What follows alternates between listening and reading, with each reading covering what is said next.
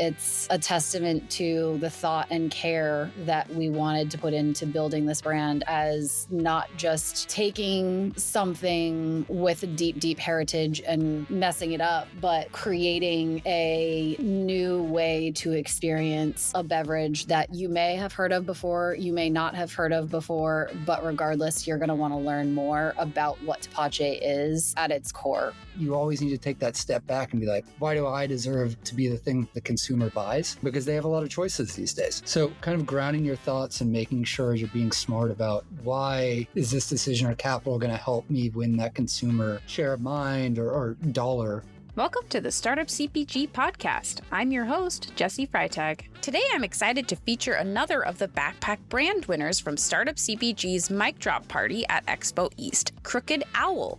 Crooked Owl is the first probiotic, shelf-stable, 5% ABV Tepache on the market. They're also a member of 1% for the Planet. Through this partnership, they contribute 1% of profits to support underserved communities and sustainable agriculture practices in Mexico. We're joined today by founders Cam and Dave Bailey.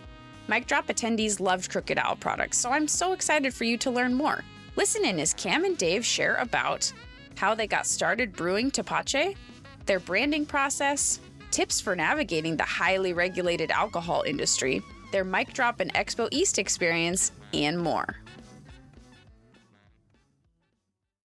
Hi, Cam. Hi, Dave. Welcome to the show today. Really excited to have you both here. Hey, it's so great to be on today. Thanks, Jessie. Nice to meet you. Yeah, great to chat with you. I would love if each of you could introduce yourself briefly, and if one of you could give us a quick introduction about Crooked Owl, that would be awesome, and then we'll really dig in. Of course. I'm Dave Bailey, co-founder, CEO, part-time CFO, and head brewmaster of Crooked Owl. I am Cam Bailey. I am Chief Brand Officer. Recently decided to take up that lofty title. I lead all of our marketing, brand, and sales efforts. So we have a really tight division of labor. Nice. I love it. And can you just give me an overview of Crooked Owl and then your 3 products right now? Awesome. Yes. So Crooked Owl, we are the first commercialized hard Tepache brand on market. We're 5% ABV, 100 calories per can, naturally gluten-free, naturally probiotic. So we're a really interesting kind of hybrid between a hard seltzer and a hard kombucha. It's really light, really easy to drink. We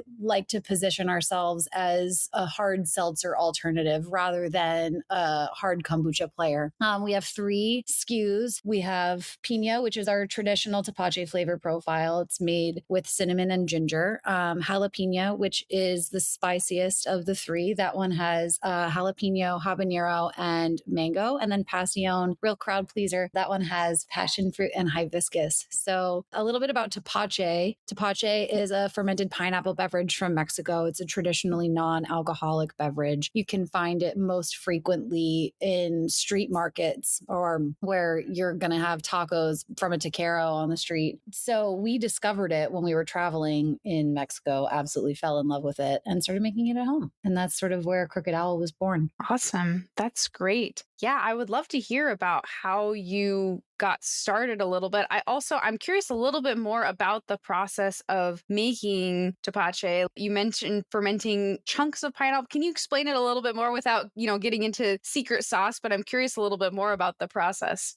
Of course, I'm happy to do it. And to piggyback off what Cam said, we came across it while traveling in Mexico City and just thought it was a really interesting beverage. It's just such a casual sipping beverage where it's, not commercialized traditionally. You have it out of a bag or a plastic cup, and it's typically sold street side right out of the barrel it's fermented in. So just really interesting beverage that turns out has hundreds of years of story behind it in Mexico. Traditionally, these days, it's made with just fermented pineapple scrap. So it's made very rustically where you take the remnants of a pineapple, so the core and rind of it, you put it in a barrel or a bucket, add water, piloncillo, which is a Mexican brown sugar, and then depending on whose recipe it is, various different spices. Most frequently, it'll be cinnamon and clove. And then from the naturally occurring yeast and bacteria on the rind of the pineapple, you have a fermentation process that takes place, and you get something that's a little funky, a little fizzy, and because there's the bacterial element, it's actually probiotic. So I thought it was a really cool beverage that had this just centuries of history and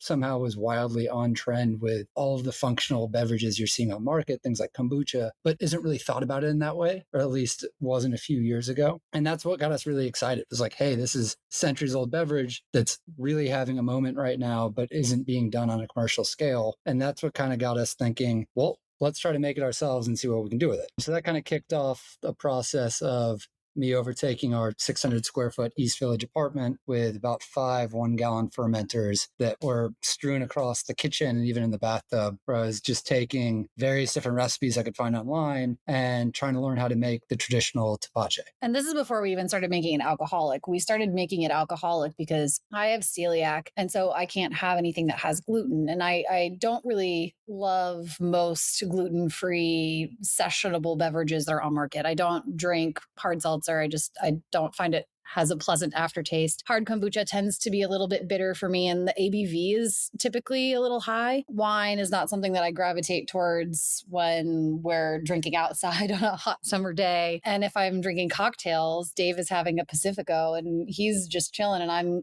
getting pretty smashed unintentionally. So we were like, all right, well, if you can make wine from grapes and you can make cider from apples, why can't we mess around with this Tepache that we started making and make it alcoholic and elevate that ABV? So those 5 fermenters turned to 10 fermenters, and it was just messing around with different types of yeasts and pineapple sources and sugar combinations. It quickly went from a little side hobby in the apartment where it was this nice functional non-alcoholic beverage that we were messing around with that we had tasted in Mexico and fell in love with, to why can't we make a party version of this? And using what I know from my homebrewing skills, take it from less than 1% ABV to something that's, 5-6%, but still tasty. And that kind of set us off on this mission to create something that, at the time didn't exist. When you started to try to experiment with adjusting the ABV, how long did that take? And were you able to do you mostly just manipulate the recipe some or let it ferment longer so that more alcohol is created? I'm curious about how you found that sweet spot of the right ABV. Yeah, so that was a lot of trial and error. And if you use just the traditional methods, it's reliant purely on wildly occurring yeast. And we found that was actually a bit difficult to kind of control on a consistent basis. So while we were able to create some really interesting small craft variants of more alcoholic Tepache, we found that, call it 1 out of every 3 batches, got too funky in some manner. And so that kind of set us off on, okay, how do we tackle this problem in terms of consistently being able to create an alcoholic version of this product? And so that was a bit of the science and the multi-year process that went from taking a traditional Tepache into something that can be made on a commercial basis that's alcoholic. Right. Without giving away too much of the secret sauce, is we are bringing in an outside yeast that is made for making alcoholic drinks. We're taking something from a traditional brewing process for the yeast. And then in order to consistently make the kind of probiotic element, we were able to isolate the relevant bacterial strains from pineapple rinds to ensure that those have been propagated at a level enough to ensure that we're having a probiotic beverage and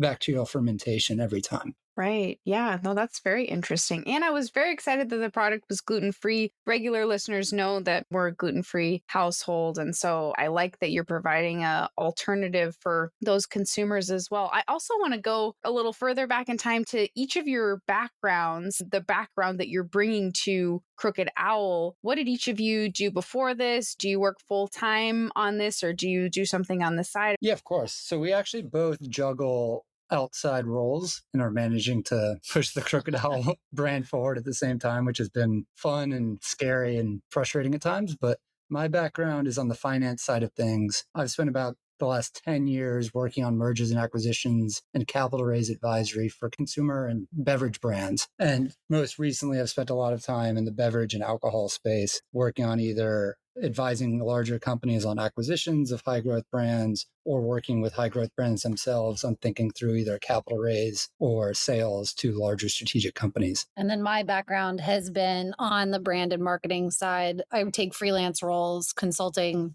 with companies that mostly focus on brand strategy development and positioning. And then, prior to that, I did a lot of work in the alcohol space on the experiential side. Wow. It's a nice blend. Yeah, so Cam comes up with all the great marketing ideas, and I'm the penny pincher in the back saying, what's the return return on investment there, being kind of the Debbie Downer at times. But it's a good combo, I think, to think through both the marketing and the finance side of things. Yeah, very relevant backgrounds. That's really awesome. And I'm sure really helpful. I'm curious about the process from going from finding the right batch and brew to then canning the product. What was that like? Are you still canning it yourself? Do you work with the manufacturer? I'm curious about the commercialization process and anything that was interesting or that you learned during that process. Yeah, that was a big leap, going from 1 to 5 gallon fermentation vessels in our apartment to actually being beverage in can was probably one of the biggest hurdles for us. It was during COVID that we started this fermentation and home process. And I think because of COVID, blessing and a curse, we had more time at home to work on it. And essentially, we kind of got the recipe, I'd call it 90% of the way there to being a commercially viable beverage. At that point, we thought, hey, look, we actually have something here. We had started thinking about the branding and the name and actually how to attack the market. And from there, we just started researching and reaching out to people that had histories or backgrounds in the brewing space or the kombucha space. And from there, we got a handful of advisors, I'd call them, that each specialized in different areas that helped kind of pull the whole thing together. So we worked with someone that helped in terms of sourcing the raw goods, as well as sourcing the flavorings and working with the flavor houses to nail that down. We found someone that specialized in yeast and bacteria fermentation that helped with us on the isolation of the relevant strains we're using. And then we reached out to a handful of contract manufacturers that either had experience working with sour beers or kombucha to kind of piece together the whole back end stream to get it from raw ingredients to actually, can in hand. And out of the gate, it was on the production front, we actually had to use two different people, one a brewer and one a kombucha canner, where we would use the brewer to actually make the liquid.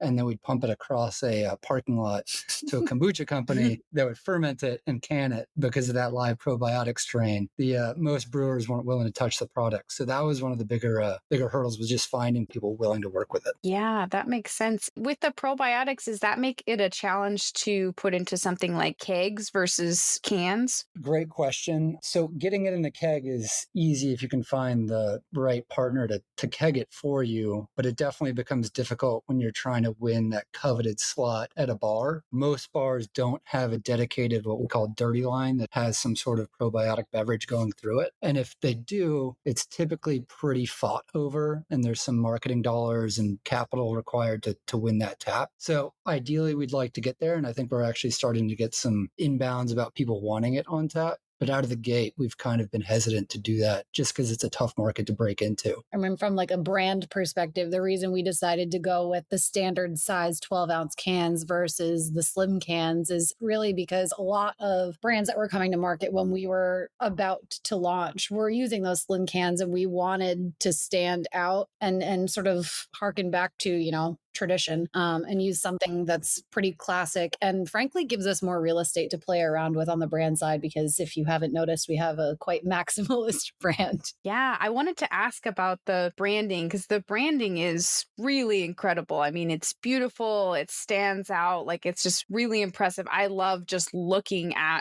the cans, and I wanted to learn a little bit about the process of developing the branding and coming up with such a strong brand. Oh, thank you so much. We're really, really proud of it. It really is our baby. Well, the name, first off, Crooked Owl, is derived from the legend of La Lechuza, which is essentially a witch who turns into an owl at night and swoops down and eats drunkards from town square looking for her deadbeat husband. And so we wanted to bring some levity to that and make it sort of like akin to a witch's black cat. So we wanted the brand to feel lighthearted and fun, but still exploratory. So the design with the two-tone cans, the archways, all of the detail, the style of the text is very inspired by architecture in Mexico that you'll see all around central Mexico, with the sunwash color palettes, two-tone buildings, arched doorways, arched windows, and then that just like really cool, almost hand-drawn looking text on signage. our owl, those pineapple totems, we wanted that to feel really surreal and fun. So we turned our owl's body into a pineapple. And those pineapple totems are just an exaggeration of what the pineapple plant would look like. We wanted the can to feel exploratory because, you know, as Dave previously mentioned, Tepache wasn't really something that was commercially available when we were building this brand. And so we wanted it to feel like a natural, discoverable moment where you wanted to learn more about Tepache and you wanted to learn more about the brand. We partnered with a really amazing designer, John Schubert, to design this. He did an incredible job where we're so proud of the way it looks. And it's a testament to the thought and care that we wanted to put into building this brand as not just, you know, taking something with a deep, deep heritage and messing it up, but creating a new way to experience a beverage that you may have heard of before, you may not have heard of before, but regardless, you're going to want to learn more about what Tepache is at its core. I'm glad that you could bring your branding expertise to working on your own brand like that. That's really cool. You mentioned bars, and I believe you're also focused on restaurants. Can you tell us a little bit about your strategy of the consumer you're trying to get the cans in front of right now? Where's your focus? So I'm going to, I guess, step a little further back and talk more holistically about our go-to-market strategy. Over the last few years, we have had the really fortunate benefit of seeing a handful of Tepache brands come to market and spend a lot of capital on education from a buyer perspective and from a consumer perspective. And because it's just the two of us, we're a bootstrap brand, we have to be really smart and strategic about the dollars that we spend and the markets that we move into. So we've been able to ride the tailwinds of the work that some of these players have made because they've spent a lot of money on education, which has been nice for us because there's a little less education that we have to do. So from an off-premise perspective, we are able to target retailers that are already selling non-alcoholic Tepache where it's already moving. The best way to get in well with a retailer is to sell products that are going to move for them. So if we know that it's selling, then we have the only alternative that's in the alcohol space that they can then purchase. And then from an on-premise perspective, we are targeting bars and restaurants that have a focus on an elevated beverage menu where they might not necessarily want to carry a hard seltzer. We offer something that's a little bit different, that's still gluten-free, that's lower ABV, and that's lower calories. So you get all of the benefits of a hard seltzer, but a more interesting complex flavor profile and a can that stands out. And then we're also targeting high-end Mexican restaurants and restaurants that have a focus on gluten-free food menus. And then I guess from a market perspective, we soft launched online. So we're DTC in 45 states. We soft launched in New York because we're based in Brooklyn. And then we soft launched in Georgia because that's where Dave is from. And we have a lot of really nice connections down there. We recently moved into California where we are seeing huge, huge traction. And we're very, very excited about that. And I think the market and the demographics in California are extremely well suited to the brand. Yeah, that's very interesting. Launching with alcohol is always very interesting and complicated. I'm wondering, starting with the e-commerce that you mentioned, being able to ship to 45 states, can you talk a little bit about, did you have to find a partner to work with on that? What does that look like as a regulated beverage? Yeah, I think we were a bit, or I was a bit naive in taking the step from non-alc to alc just out of the gate and not fully comprehending the additional complexity that we were signing up for, but we did it. D2C was actually a bit of a blessing that we had an early partner. Liquid Data was the early partner, where essentially it allowed us to have a warehouse in the New York area that we could more or less self-distribute out of. So we got to have some learnings just utilizing their warehouse where we were doing on and off premise around us. And then D2C was super important in that it was allowing us to at least be optically a larger scale brand where we were in 45 states. So other than the 5 states that aren't very fun, we were able to ship to a consumer that was interested in us. So it was a bit of, a total win for us where we were able to say, hey, like we're here If you're interested, we can get you product. And so from a consumer point of view, we were able to stretch out across the nation immediately. And from our point of view, it might not have been the most profit generating because it's an expensive process shipping heavy cans cross country. But what it allowed us to do is just get a better understanding of who our core customer is, what are the trends, who's buying it, what age, what demographic, what flavors are they going for, who's repeat buying. So it provided a lot of really valuable insight that allowed us to be smarter when we went to actually tackle markets in a more meaningful way. We were very particular during R&D on thinking through limiting hurdles we'd have to jump through in various markets based on the type of product we had. So especially in the alcohol space, each state does have different regulations and rules, and it typically comes down to the type of alcohol in your beverage. So you see RTDs, they could be wine based, they could be malt based, they could be sugar based, they could be spirits based. And for somewhere like New York, a spirit based RTD can't be sold in bodega and grocery stores. So we wanted to be really particular about what we were putting out there to kind of minimize the veto vote, I'll call it, in terms of where it could be carried and the type of taxation that occurs on the product. And so that is why we wound up making the product the way we did, which is fermented via pineapple sugars and natural peel and CO, because it's classified as a beer. We were able to produce a product that is treated like a beer from the TTB. And so we thought that was the best way to be able to kind of penetrate as many markets in the most efficient manner as we could. Cam mentioned New York, Georgia, California. Moving into those markets in the alcohol business is just very expensive. Between licensing and finding full-time distribution, this is a big commitment. So being smart about,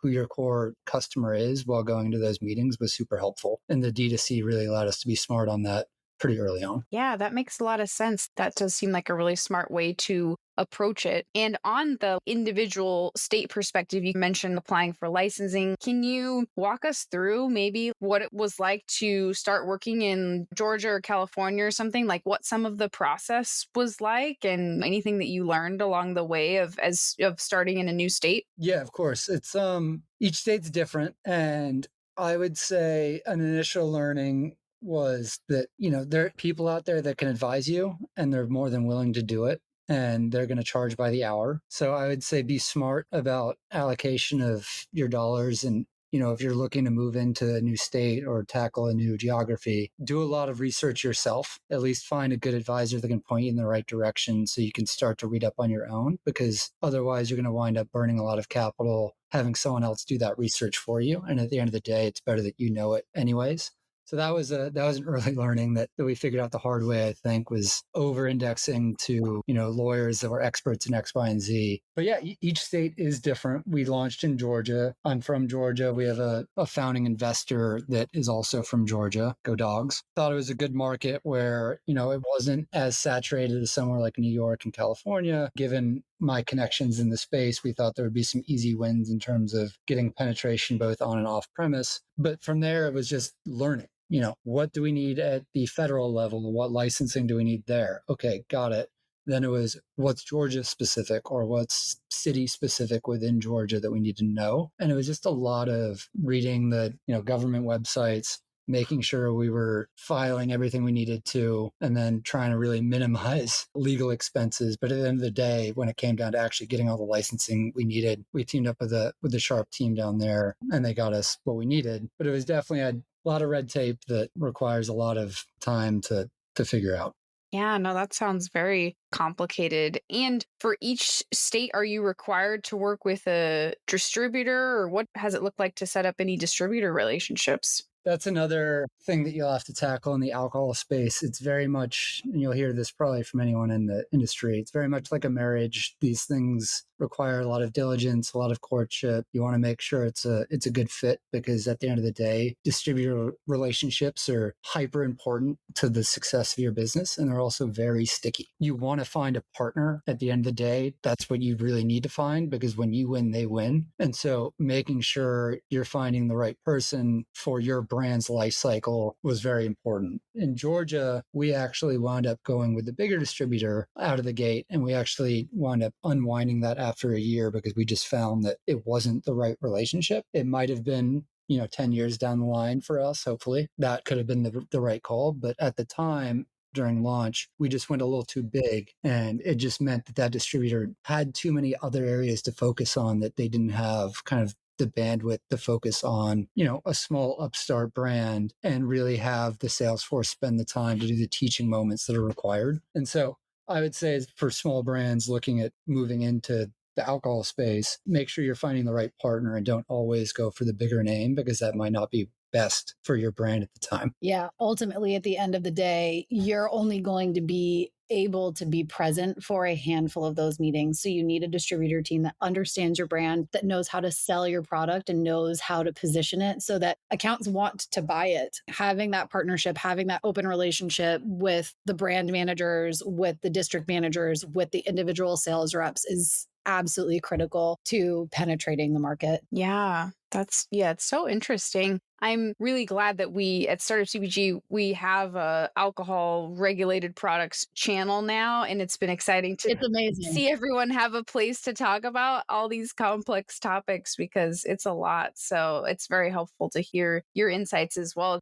And since both of you had some previous beverage and alcohol experience, is there anything else on the front of the regulated product that you wanted to share or any other learnings that have been really critical? I mean, I'll just say the Slack has been hyper important to us and has been such a value add as a small brand. Having people that are willing to show you the direction to spend your time and run in is just a lifesaver because at the end of the day, there's 50 states and each state's going to have its own nuances, but those things don't change that much. So having someone that's just been there and done that and spent the time on having a network that's, going to help you and save you the 20 hours or however much capital it would take you to have legal calls to get up to speed on it has just been super important. So, my advice would be lean on other brands. I found people in industry, especially upstart brands, have been very helpful and very collaborative and helping kind of avoid a lot of the pitfalls that you would fall into otherwise if you didn't have that guidance. So,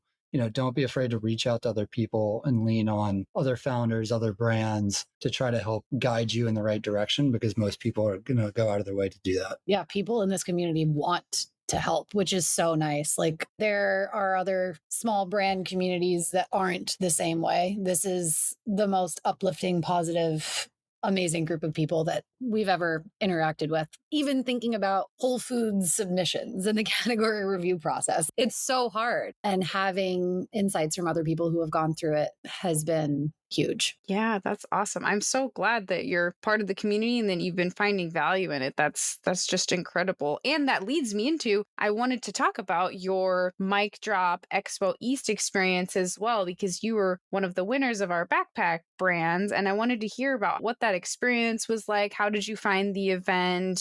What was your overall impressions of Expo East? Just would love to hear more. It was amazing. We had the best time. I mean, I speak for myself, but I think for both of us when I say, like, I absolutely love being in front of people and talking to people about the brand and sharing the liquid and just having these types of conversations because it's so fun. And to get to see people be like, wow, wait, that has alcohol in it. It's like, it's really cool because we spent a lot of time on getting the best possible flavors that we could. And so it was great. It was really, really fun. We were slammed the whole time. I had no voice by the end of it, but it was one of the best nights that I've had in a very long time. That's so great. I love it. And did you walk the trade show as well, or did you stick to the mic drop party? We just stuck to the mic drop party, unfortunately, because we were juggling a couple of things from a work perspective outside of Crooked Owl, and we weren't able to stay over into the next day. So we just did the mic drop event this year, but hoping next year that we'll be able to attend the sort of new format that they launched or that they're launching, because I think that'll be really interesting. And I love to see the evolution of the trade show. I know that, Andrea Hernandez and her community through Snackshot has been doing an Expo West event that's an Expo West alternative for a few years. So to see that sort of like different style of demo is pretty cool. Yeah, it's very interesting. And I'm excited to see the evolution as well, which also leads into what is coming up next for you all. What's next for Crooked Owl? What should we be on the lookout for? Is there anything exciting coming up that you can share about? Would love to hear. Oof. The secrets. We definitely have some R&D in the pipeline. I think 2024 will probably see a new flavor or two that we're very excited about. We would like to think of Crooked Owl as a world of possible offerings, maybe more than just hard Tepache, but I could be a few years away from that one. But we're always thinking about new products to bring out there, but we also don't want to lose sight of the fact that we're very early days and there's a lot of blocking and tackling we need to do in the markets that we're in. So I think near-term focus, and including 2024, is just going to try to really establish ourselves in the markets we're in, try to get in front of consumers, get it in more doors, get that feedback.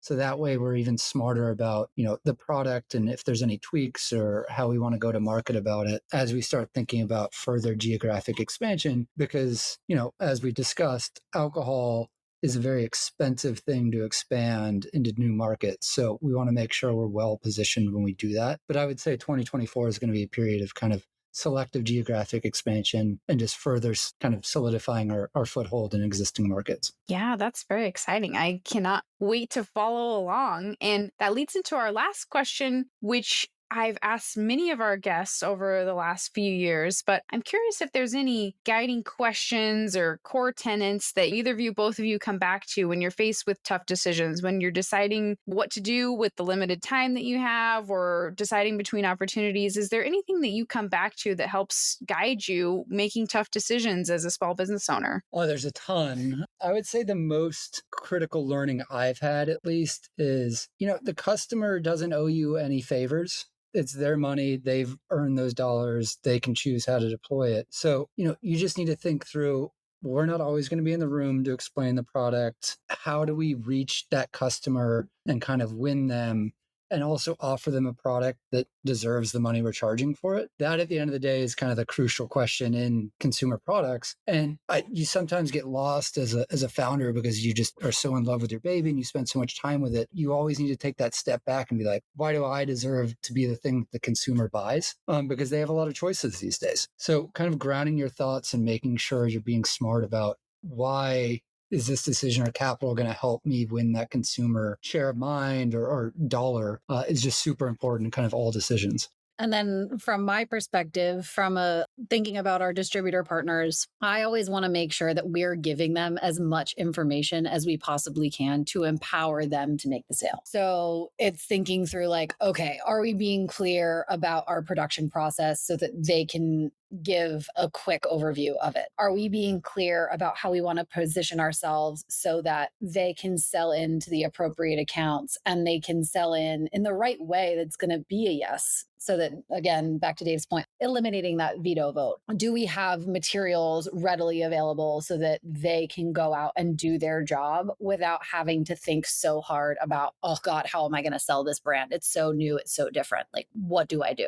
Another question that I like to ask myself when it comes to brand and marketing is whether an activity is in service of the overarching strategic goals that we have as a brand from a long-term perspective. So not just doing things because another brand is doing it, really making sure that we're allocating our limited marketing budget in a really strong strategic way and doing things that are going to uplift our presence and our brand recognition in the long term. Yeah, those are very helpful to hear how you're thinking through that. So thank you so much for sharing. As we go in our kind of parting thoughts or ways that people can connect with you, I definitely encourage everyone to go check out your website because it's beautiful. They can order and ship straight to them if they're in one of the 45 states, and it's drinkcrookedowl.com. That'll get you to the website. I can link each of your LinkedIns in the show notes. Is there anywhere else you want people to go and check out? Follow us on Instagram. It's @hardtepache. Okay, great. Yeah, and I'll link that in the show notes as well. Well, thank you both so much for being on the show today. It was really fun to get to chat with you both, and so glad that you're part of the community and that you're a backpack brand. So thanks for sharing what you've learned so far, and we're excited to keep cheering you on along the way. Likewise, thank you so much for having us. It was such a pleasure. Thank you so much. If you enjoyed today's episode, the best way you can say thank you is by leaving a 5-star review on Apple Podcasts or Spotify. We seriously appreciate it so much, and it helps new people find the show. I'm Jessie Freitag, your host and producer. I'd love to connect with you on LinkedIn, or you can reach out anytime to podcast@startupcpg.com with your feedback, ideas, or just to say hi. Special thanks to our podcast assistant, Stephanie Roberts. Also, be sure to check out more free resources from Startup CPG, our Slack community, webinars, databases, the blog, the magazine, virtual and in-person events, and more. All available at startupcpg.com. Our intro and outro music for today's episode is by the Super Fantastics, the band of our Startup CPG founder, Daniel Scharf, which you can find on Spotify for more great tunes. On behalf of the whole team at Startup CPG, thank you so much for being here, and see you next week.